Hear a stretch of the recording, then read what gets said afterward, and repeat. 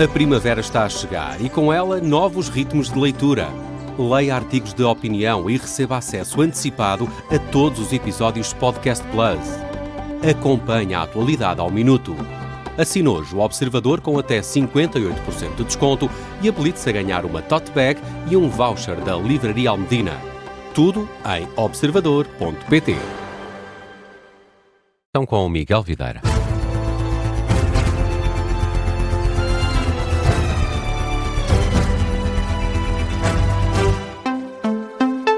Boa tarde, Miguel. O PSD corre o risco de deixar de poder contar com o PS para aprovar orçamentos do Estado. É uma ameaça feita pela vice-presidente da bancada parlamentar socialista, Mariana Vieira da Silva. Isto caso o PSD afaste o Partido Socialista da negociação dos nomes a indicar para o Tribunal Constitucional. A deputada do PS acusa os social-democratas de estarem a promover uma ruptura com o PS que vai ter consequências. Todo o trabalho que o Partido Socialista e José Luís Carneiro têm feito nos últimos meses de procura de aproximação para resolver problemas estruturais com o PSD tem uma nova fase a partir desta decisão, se ela for tomada, incluindo os orçamentos. Mas não parece sequer que os orçamentos sejam, neste caso, o tema fundamental. O tema fundamental é: vamos continuar a ser um país que tem uma segurança social pública na Constituição e que segue esse princípio, um SNS, uma proibição de despedimentos sem justa causa? Ou estamos a falar de uma ruptura com a nossa Constituição, com a nossa democracia, com as nossas políticas principais? Em causa a escolha de 3 juízes para o Tribunal Constitucional, o PSD sugere que, em função do quadro parlamentar, os social-democratas devem indicar 2 nomes e o Chega, o segundo partido mais representado, outro, deixando desta forma o PS de fora. Mariana Vieira da Silva diz que não é aceitável. Quer por razões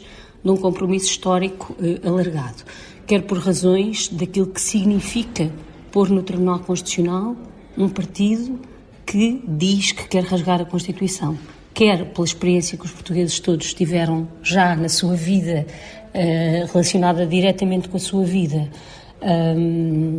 com a importância do Tribunal Constitucional. Esta decisão parece-nos fundamental, e numa decisão fundamental, naquilo que poderíamos chamar um assunto de regime, não compreendemos como é que o Partido Socialista pode ser excluído. Incompreensão manifestada por Mariana Vieira da Silva, vice-presidente da bancada parlamentar do PS. Entretanto, surgiu já uma reação do PSD. Pela voz de Hugo Soares, o líder parlamentar dos social-democratas, volta a pedir recato. Não se façam comentários no espaço público. Estes comentários tornam cada uma e cada um dos seus autores escravos das suas palavras.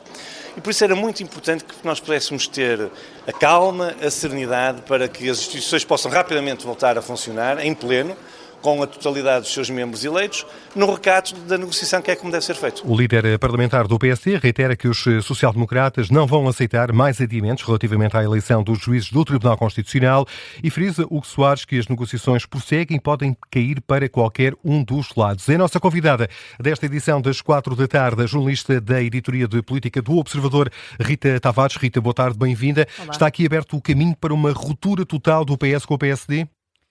Eu acho que é preciso contextualizar também um pouco o momento em que isto acontece. O PS está há uma semana, José Luís Carneiro está há uma semana do seu primeiro congresso e, portanto, é uma altura delicada internamente, é uma altura sensível e sabe que estas vozes, e também enquadrando aqui a voz de Mariana Vieira da Silva, que tem sido uma socialista muito ativa e até, eu não vou dizer dissidente, porque tem-se dito muito que não há oposição interna a José Luís Carneiro, porque senão teria apresentado uma candidatura alternativa e ninguém a apresentou nas diretas do PS que foram no fim de semana passado, mas Mariana Vieira da Silva tem sido uma das vozes críticas, José Luís Carneiro, e até antes deste episódio já tinha dito que era importante que o líder socialista não prosseguisse naquela estratégia de enviar cartas ao Primeiro-Ministro, cartas essas que nem sequer estavam a ter respostas e que devia começar a focar-se na apresentação de propostas no Parlamento, fez estas declarações à Rádio Renascença e, portanto, Mariana Vieira da Silva já vinha um pouco nesta linha de querer que o PS se distanciasse desses negócios com a AD. Portanto, acho que vendo este contexto se torna muito natural que o PS nesta altura encontre aqui um pretexto para e José Luís Carneiro em particular, e vincar aqui uma diferença forte em relação à AD e também, ao mesmo tempo, porque o processo negocial ainda está a decorrer, aqui como dizia Hugo Soares, pôr o pé na porta e dizer publicamente aquilo que terá dito em privado a Luís Montenegro na quarta-feira passada, na reunião que tiveram a dois, depois do debate quinzenal, que o PS quer mesmo ter um dos juízes do Tribunal Constitucional e manter aquela tradição, aquele acordo não escrito que existe entre PS e PSD de a divisão dos 10 juízes eleitos pela Assembleia da República ser 5-5. 5 escolhidos por um lado, 5 escolhidos pelo outro. Mas aparentemente o PSD não está inclinado a aceitar. O PSD também noticiou o Observador esta semana que está preparado para, por seu lado, romper com o Partido Socialista e dizer ao Partido Socialista que é a solução que tem em cima da mesa para substituir os 3 juízes que estão de saída, é de 2 do PSD e dar um ao Chega. E o que o PSD diz é que o PSD não tem um lugar para dar ao Chega, porque esse lugar é do Partido Socialista, portanto, se quiser dar algum lugar ao Chega, é entre os dois. Os argumentos do Partido Socialista também já foram variando muito ao longo do tempo, porque o PS apareceu primeiro muito com obstáculos grandes a que o Chega pudesse ter um juiz no Tribunal Constitucional, e esta semana ouvimos José Luís Carneiro numa entrevista à SIC Notícias a dizer que o PSD escolhe quem quiser para aqueles 2 lugares, só tem que deixar o 3º lugar para o Partido Socialista para manter o tal equilíbrio de 5-5 juízes e manter essa convenção histórica, este acordo histórico que também falava aqui Mariana Vieira da Silva, que vigora desde 82, e que o PS quer que continue a funcionar, ainda que os 2/3 hoje em dia já não sejam feitos entre PS e PSD, como eram na altura, e que o Chega tenha vindo aqui baralhar essas contas e retirar poder negocial ao Partido Socialista, porque na Assembleia da República o Partido Socialista tem menos deputados do que o Chega nesta altura. Portanto, isso acaba por deixá-lo fragilizado nesta negociação. Agora, também vai ser interessante perceber no que é que se consubstancia este afastamento, se, estamos aqui a falar de uma hipótese, de um cenário futuro, se o PSD mantiver a sua posição relativamente aos juízes do Tribunal Constitucional. Desde logo esta ameaça, não é? Sim, e o PS não poder contar com o PS para aprovar orçamentos do Estado. Aprovar orçamentos do Estado, que era uma possibilidade, não é que os orçamentos estejam em risco, porque existe o Chega para esse efeito também, e é natural que um acordo destes para o Tribunal Constitucional tenha um acordo político mais amplo por trás e que o Chega possa, como moeda de troca, ficar vinculado a um orçamento. Sabemos nós mais o quê, ainda se concretizar, ainda teremos de perceber, mas vai ser interessante também ver, por exemplo, o Partido Socialista que diz que rompe, não é? É o mesmo Partido Socialista que, por exemplo, já prometeu que no caso de um orçamento retificativo está disponível para aprová-lo. Portanto, aí era uma abébia, como se costuma dizer, que dava ao partido, ao PSD e à AD, e furava este seu rompimento com a AD. No que é que esta ruptura se ia verificar objetivamente? Era no quê? Por exemplo, matérias de soberania, a Rádio Renascença que avançou a notícia